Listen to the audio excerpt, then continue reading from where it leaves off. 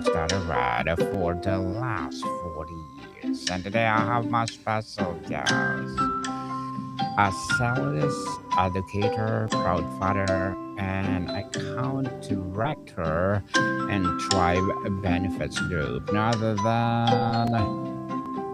than Dr. Jacob Guidi. Thank you. Thank you so much for having me on, David.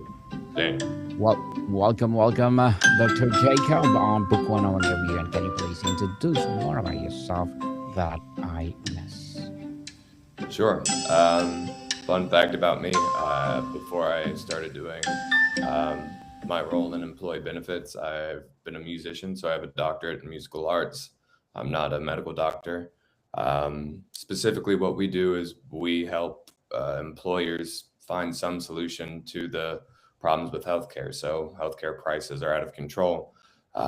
Inflation is, something that you can't avoid, but what seems to be escalating even faster than than inflation itself or healthcare premiums. So what we do is a consultative service where we help employers create tax savings to help offset their benefit costs. We help employees pay for their benefits through these tax savings, so it doesn't feel like an out-of-pocket expense to them. And thank you so much for sharing your knowledge and wisdom to the world, Mr. Jacob. Dr. Jacob, thank you. And today, let's talk about predictable growth, designing stability in employee benefits.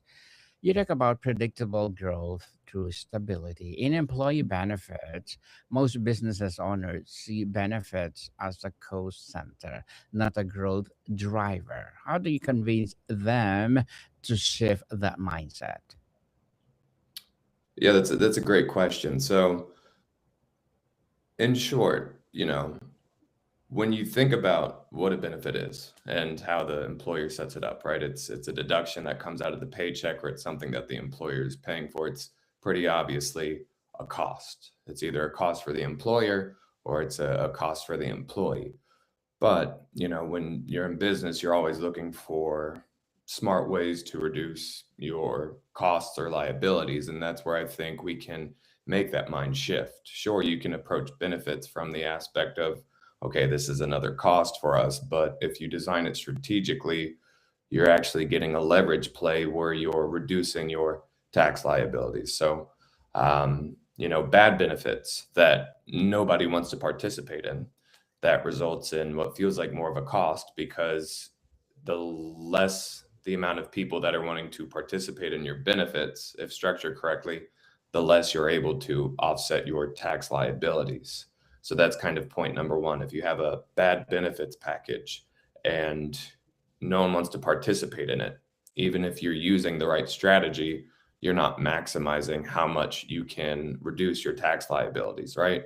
And so we try to get them from this bubble or this box right here over here, where it's like, hey, let's create a benefits package that it's almost impossible to say no to, right? Let's find a way to create savings that will pay for the employee benefits, so it doesn't feel like it's coming out of their paycheck. So everyone wants to participate in these benefits, but the employer is going to see significantly more savings, payroll tax savings, that is, because all the employees are going to want to be a part of this optimized benefits program. So, in a nutshell, that's kind of how we think about it. You have the old way where you have a downgraded or a less optimized model that does create savings, but not enough because no one wants to feel the out of pocket expense. And then you have the upgraded model where it's like, hey, let's make this benefits package meaningful to people today, benefits that they'll actually use. And let's do it in a way to where everyone's going to want to be on board. And this is going to maximize your tax savings as the employer. So it's kind of a win-win. If we can improve the benefits package and the funding mechanism for employees, more employees are going to get more benefits. They're not going to complain because they're not going to feel the out-of-pocket expense. And then the employer is going to benefit because, hey, I'm reducing my tax liability because almost everyone now is participating in our company benefits plan. A meaningful indeed. Health insurance costs have risen above inflation for decades, and most employers have accepted these as inevitable. What is the first thing you say to a business owner who believe they have no control of their benefits costs? Yeah, that's a great question, Daniel. I want to highlight a couple things here just because I don't want to put a blanket statement over healthcare and cost control. So, there are different environments, right? You have your small employers and you have your large employers. And let's specifically just talk about healthcare right now. So I think for the employer that feel that they don't have any control over costs, they've either had some experience and then were introduced to another broker or advisor, and that was followed by another bad experience. Or maybe they are not as educated on the different options that are out there in terms of funding models or way to gain access to their healthcare benefits. So, for your small employers, a lot of the problems that they face are either a reliance on a PEO. This is basically a company that helps them get a better price on their health insurance, but at the end of the day, they end up paying the PEO fees, as well as the health insurance that the PEO offers. It doesn't matter how good the claims data for this group is, they're basically stuck writing the claims data of everyone else under that plan. So that's kind of a takeaway for health insurance in general. It doesn't matter if you're a healthy person, you can be on a plan with 1,000 other unhealthy people, and those 1,000 other unhealthy people are the ones that are really driving the price up. So for the small employer, that kind of PEO or fully insured route, that is a lot of what they have to deal with. An option that you can start looking into when you are, either a small organization or as you start to branch out into the larger groups, right? Say 20 to 500 plus employees, you could start looking at level funded mechanisms. So if you remember what I was mentioning before with the term fully insured, right, where you could be healthy, but if you're on a plan with 1,000 other unhealthy people, they're going to drive your rates up. A level funded plan gives the employer the leverage to be able to use their group's claims data or health history and to be grouped with other like healthy people in a similar class to minimize those rates. So instead of getting lumped in with a whole bunch of unhealthy people, you can kind of go down a couple notches and say, hey, our health risk is down here, not up here. Give me down here prices, right? So level funded is an option that any employer can explore, but typically would be more advisable for those small to mid-sized groups. When you start to get into your larger organizational structures, maybe 200 plus, it's probably advisable that you switch to a self-funded model. And so self-funded would be you essentially have your own set of claims data. You design your own plan. It's basically a lot more custom fit for your organization. You have your own reinsurer for claimed costs, and that's probably your best cost containment strategy in terms of what employers from small to large can do. But regardless of that, there's still just the economics side. I said earlier that the price of healthcare is outpacing inflation, and so there's a lot of reasons behind that.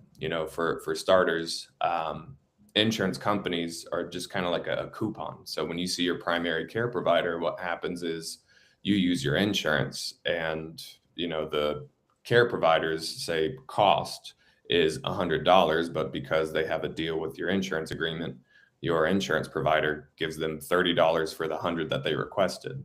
So, Daniel, that would be like me saying, hey, Daniel, I love your $500,000 house. I'll give you $200,000 for it. So you have these providers that are getting paid less than what their rates are, but that's okay. And so because they're going off of that, pennies on the dollar structure, their costs of services aren't going down with inflation. Costs of services are still going up with inflation. And so because of this, that's one driving mechanism behind why healthcare costs are increasing. You have the cost of the services themselves, and then you have insurance companies just exploiting the consumer in general. So I could kind of talk about this all day, but I'll bore all the I'll skip all the boring insurance talk. Very well said, Mr. Jacob. You connect benefit stability to business growth. Walk us through the mechanics. How does stable benefits line item actually free up capital and capacity for expansion? Yeah, that's a great question, and we've got something that we can give away to help educate employers more on that. But in a nutshell, if we think about your basic ways of getting more cash flow or profit as a company, you can increase prices on your services. You can cut costs of production, right? Um, you could improve customer churn, or you could think about minimizing your tax exposure. And that's really what we focus on, is how can we use benefits as a way to optimally minimize your tax exposure. So um, every time an employer runs payroll, they're paying payroll taxes, right? And so that means, whether they run payroll semi-monthly or monthly, they're constantly on this cadence of paying taxes. And so, if we can reduce that through what I spoke about earlier by having a benefit structure where almost every employee is going to want to be on board, and where we can meaningfully reduce the employee's payroll tax exposure, then now every time you run payroll on that same cadence, instead of paying Uncle Sam, $15,000 in payroll taxes for all your employees, maybe you've knocked that down to 7,000, so that's an extra $8,000 just in liquid cash right there that you can use for growth and stability. So the less money that you have to send out, the more liquid cash or just liquidity you can keep in any account available, the better you are positioned for any kind of growth. Hmm. Interesting, Mr. Jacob. Many HR leaders are race averse when it comes to benefits.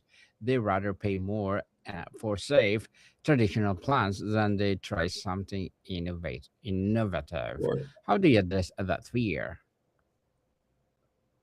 I think education, as I mentioned, I spent my history as a musician, and as a teacher. And I think something that might be a little complex or scary, if you can find a good way to break it down to someone and explain, hey, this is what's going on, they're more willing to make the change. So one thing that I see a lot with HR leaders, and this isn't their fault. They have a job that is completely separate a lot of the time from just managing the benefits. Benefits is just like a small portion of what HR needs to manage. Oftentimes you'll see payroll providers or services like ADP come in, and what they do is they get them a benefits package and then they sell them a bunch of software, and it's basically a bunch of stuff that they don't need. And so when you can kind of take a peek under the hood, whether that's their payroll software, their PEO services, if it's applicable, or if you can just look at the bare basics of their healthcare plan, and you can say, hey, based on all this stuff, 66% of this is just fluff. It's not needed. And it's just an extra expense that you're making. And when you can make that connection for someone, they're like, wait, you're telling us that we're paying this much for this and like we don't even need it. At that point, the realization starts to settle in that, okay, maybe I can trust this person. It's trying to use education as a component to bridge that trust gap. And then once they've bought in on the trust side, like, hey, you're right, we're maybe overspending, this plan is doing too much, none of our employees use it. Now they're more willing and receptive to, okay, what are you going to offer? What's going to be different? So in a nutshell, I don't think going in and saying, hey, let's do this innovative solution right off the bat's the best thing. I think the best thing you can do is educate. Through education, you can build someone's trust, be authentic, represent the truth as you know it. And then from there, if they make the same realization or if they come to the same conclusion you've come to, now you can start talking about innovation. Now you can start talking about progress. Certainly, progress indeed. You're proponent of self-insured medical reimbursement programs, Yeah. pronounced like SMRF Yeah. with Yeah. Like, B. yeah. For an employee who has always used traditional fully insured plans, what is the elevator pitch for why they should consider this model? Oh, I got you. Hey, so we all know the importance of having good insurance, but what sucks about Mhm. it is no one wants to pay for it. What if I Sure, told you yes. right now, Daniel, that I could provide you with a whole package of benefits as well as $0 copay, $0 deductible, uh, health services, telemedicine, counseling sessions, diet and exercise programs? I can give all that to you without your paycheck going down. You keep the same money that you have, you work the same hours that you do, but you're getting better benefits. How does that sound? Perfect. Definitely, yes. Everybody like that free, and free is the beginning of something, don't you think? Yeah. Interesting. So you mentioned Smurf allows employees to receive reimbursement for specific benefits like telemedicine, couples counseling, and weight loss programs, Sure. all without copays. How do you decide which benefits to include, and how is it different from traditional plan design? Yeah. So, what we're doing with the Smurp, so like you said, Smurf, but it's got a P at the end, Smurp. What we're Smurf. doing is we're including a bunch of services that today in the modern age, anyone will have access to. It doesn't matter if you have any disabilities, if you don't have a car, like you can access healthcare services wherever you're at, home. You could be in a new country. You can schedule appointments with licensed clinicians. You can go get a refill on that ear infection or eardrop medicine for your ear infection at any time without having to see a provider. And so we kind of bundle all the like main services into one platform to give to all the employees. We do this just because we know the value and how much employees are actually going to use all these services. It's not like a pick and choose when we roll it out. And, you know, when we do that, we're driving home the value of those services and, through the employees access to those and participation in it, kind of like a gym membership, Daniel, I don't know. Do you go to the gym at all? Yes, I do. Right. So you know that there are some days where you go to the gym, 15 days a week, a month, excuse me, and then you might only go to the gym one day next month. And so it's kind of like that. It's the access to it that someone has the option to, pick how frequently they're using these services. But I think because it's so accessible, because it meets them where they're at, and because it skips the traditional line that going through the normal healthcare system requires you to, like booking an appointment. Okay, now you need a pre-approval for this medication, now you need a referral to go see this guy. This bypasses a lot of that framework. Now it's not a solution for everything, right? Like if you need to go to the emergency room, go to the emergency room. But in terms of educating people on how they can better use resources available to them, we think you can minimize the amount of exposure, the amount of times you actually have to use your health insurance by all the services that we provide. Very well said, Mr. Jacob. And can you please recommend a book or books that influenced your journey? Yeah, so I'll say it. I've never been one to read much, but the books that I have read, I really do cherish. Atomic Habits, I'm sure you're familiar, your audience is familiar, but I remember reading that and thinking to myself, wow, I've actually been doing a lot of these things in my life naturally. Whether that's making the good habit easy and making the bad habit hard. I resonated a lot with that book, and it taught me even more about how I can structure my habits, or getting to where I want to be in my life. I think another one that I really appreciated was The Art of Persuasion. Um, this is not about how to sell someone, but how you can speak to anyone in any kind of situation and make them feel good about themselves first before you even make an ask. And it's not through like fake or superficial compliments, but it's finding a way to enter into a conversation in a way that's very polite and considerate of the other person. And I think this has impacted a lot of how I frame and shape my conversations. That's a great book. If you've never checked it out, The Art of Persuasion.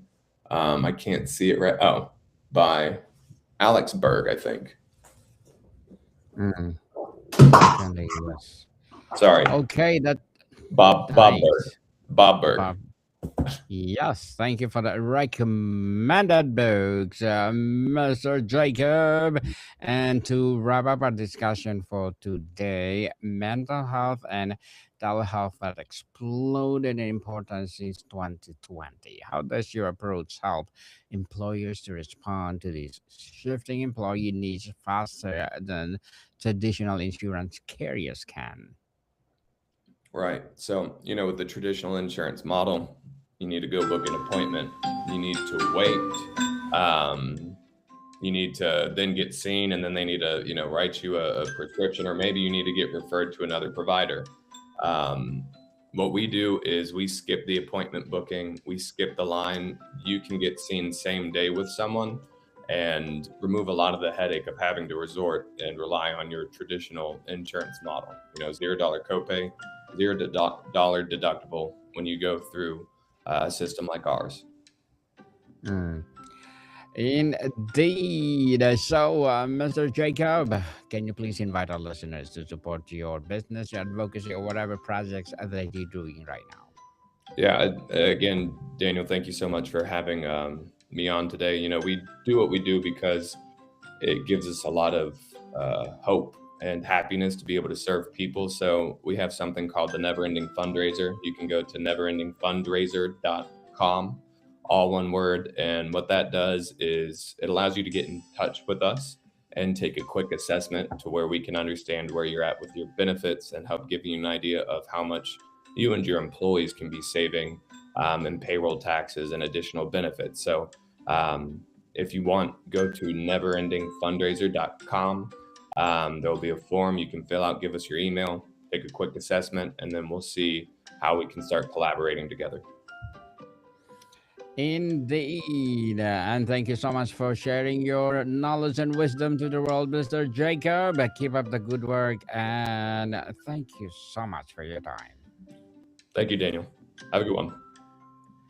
And I'm inviting you again to please do come over to my Entrepreneurship 101 and let's talk about something good over there. Bodycon people, see you soon. Bye.